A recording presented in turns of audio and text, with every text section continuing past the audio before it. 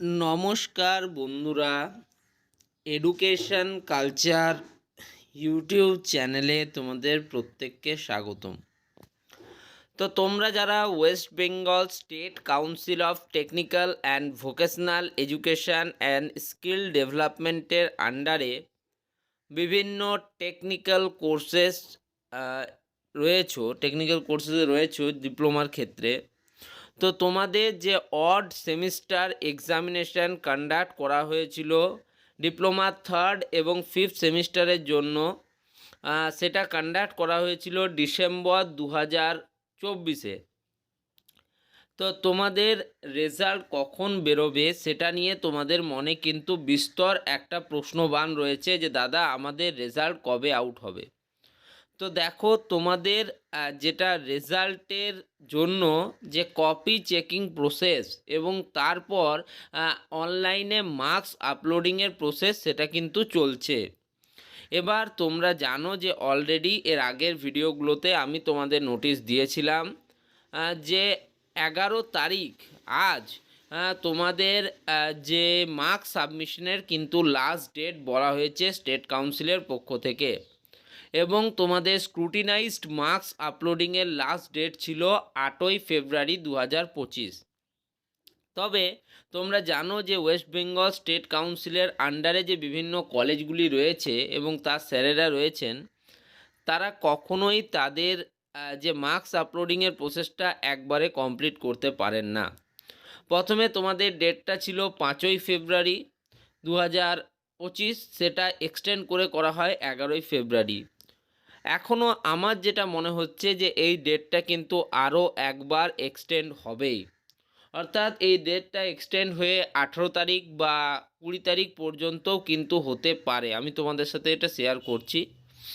তো দেখো, আমি কিভাবে বলতে পারছি যে ডেটটা এক্সটেন্ড হবে, তার প্রথম এবং প্রধান কারণ হচ্ছে যে দেখো, প্রত্যেকটা কলেজে একই সময়ে ঠিকঠাকভাবে কপি পৌঁছায়নি এবং স্যাররা কপিগুলো চেকিং যে পদ্ধতি সেটা শুরুও করতে পারেননি। এখন যদি তোমরা websct.co.in এর অফিসিয়াল ওয়েবসাইটে যাও, এখানে যে মেনু সেকশনের আন্ডারে তোমরা যদি লগ ইন সেকশনে যাও, তো সেখানে তোমরা দেখতে পাবে যে ইনস্টিটিউট লগ ইন যে অপশানটা রয়েছে, এখানে কিন্তু তোমাদের যে লাস্ট ডেট সেটা এখন অবধি 11 তারিখ করা হয়েছে, যদিও আজকে 11 তারিখ। যদি পরিবর্তন হয় তো পরিবর্তনটা কালকে হবে। তো এখানে কি লেখা রয়েছে, ইনস্টিটিউটের ক্ষেত্রে লেখা রয়েছে the last date for online submission of theoretical internal, sessional internal and seasonal external marks for diploma in engineering and technology third and fifth semester held in December 2024 has been extended up to 11th February 2025 রাত্রি 11:30 পর্যন্ত।